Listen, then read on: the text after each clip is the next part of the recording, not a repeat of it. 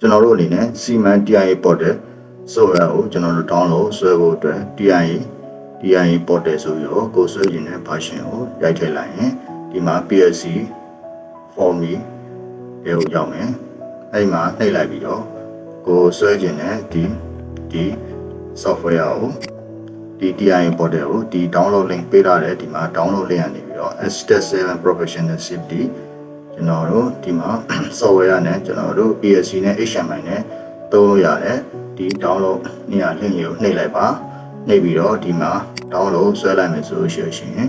ကျွန်တော်တို့ 6GB လောက်ရှိပါတယ်ဒါဆိုလို့ရှိရင် software ကိုရမှာဖြစ်ပါတယ်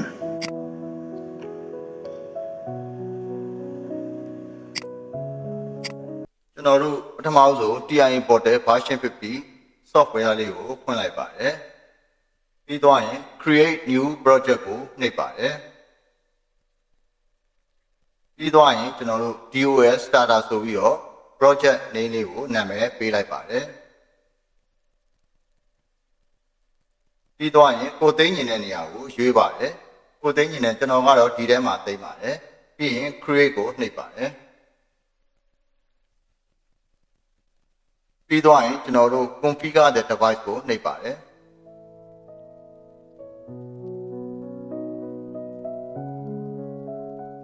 ပြီးရင်ကျွန်တော်တို့ add new device ကို click လုပ်လိုက်ပါတယ်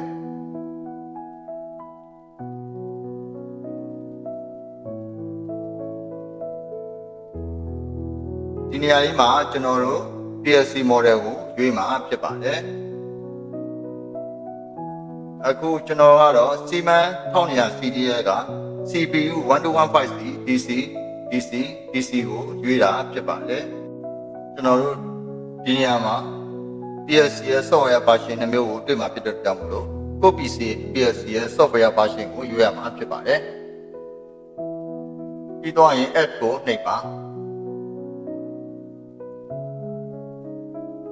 ဒီနေရာမှာကျွန်တော်တို့ရွေးခဲ့တဲ့ PLC လေးပုံကိုပေါ်လာမှာဖြစ်ပါတယ်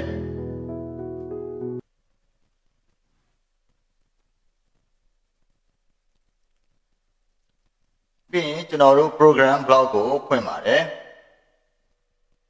အဲ့ဒီမှာ main OB1 ဆိုတဲ့ main organization block ကိုနှိပ်လိုက်ပါ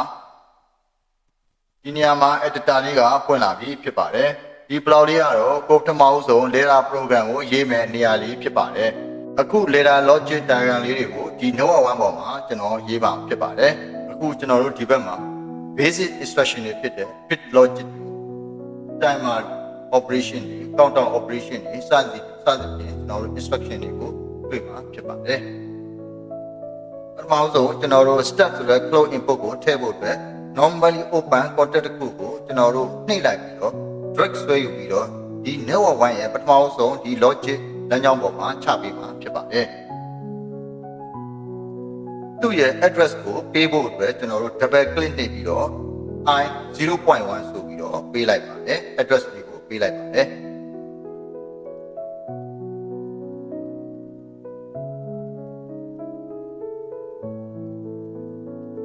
ပြီးရင်ဒီ anno လေးရဲ့ကျွန်တော်တို့နာမည်ပေးဖို့ဆက်ဒီ text ဆိုတဲ့ဒီနေရာလေးမှာကျွန်တော်တို့ဒီ right click ကိုနှိပ်ပြီးတော့ rename တက်မှာကျွန်တော်တို့ start ဆိုပြီးတော့ရေးပါတယ်ကျွန်တော်တို့ပြီးသွားရင် change ကိုနှိပ်လိုက်ပါတယ်အဲ့တော့ကျွန်တော်ဆိုလို့ရှိရင် start push button လေးကိုထည့်ဖို့အတွက်ကျွန်တော်ပြီးလို့ရှိရင် NC contact လေးတစ်ခုကို drag လုပ်လိုက်ပါတယ်ပြီးတော့ဆိုရှင်ဒီ start contact ရဲ့အနောက်မှာ series ချလိုက်ပါတယ်ပြီးတော့လို့ဆိုရှင်သူ့ရဲ့ address ကို i0.2 လို့ပေးလိုက်ပြီးတော့သူ့ရဲ့နာမည်ကိုလည်း rename အနေနဲ့သူ stop ဆိုပြီးတော့ tag လုပ်လိုက်တာဖြစ်ပါတယ်ပြီးတော့ရင်ကျွန်တော် output point ကိုထည့်မှာဖြစ်ပါတယ်ပြီးလို့ရှိရင်အဲ့တော့ output point လေးကို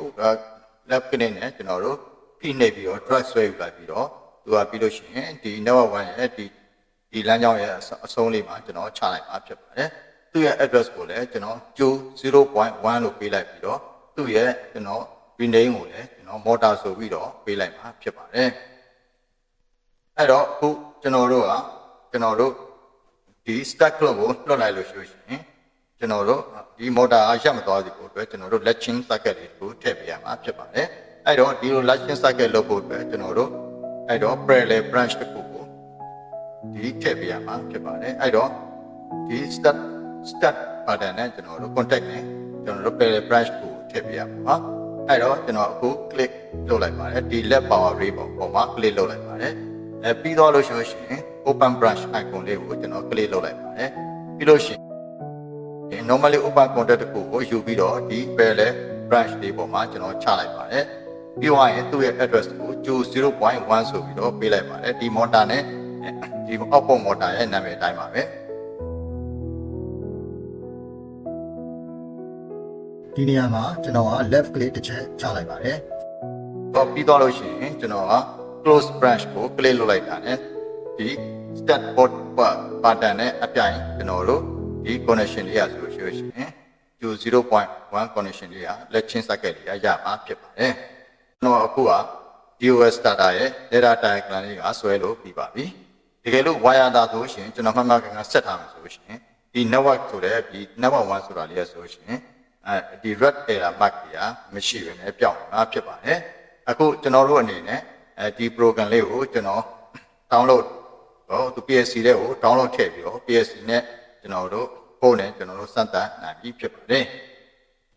Thanks for watching အပိတ်ကြည့်ရှုမှုကိုအထူးကျေးဇူးတင်ရှိပါတယ်ဝါသနာရကိရိသမျှကိုပြန်လည်မျှဝေတင်ပြခြင်းသာဖြစ်ပါသည်အဆင်ပြေပြီဆိုတော့ like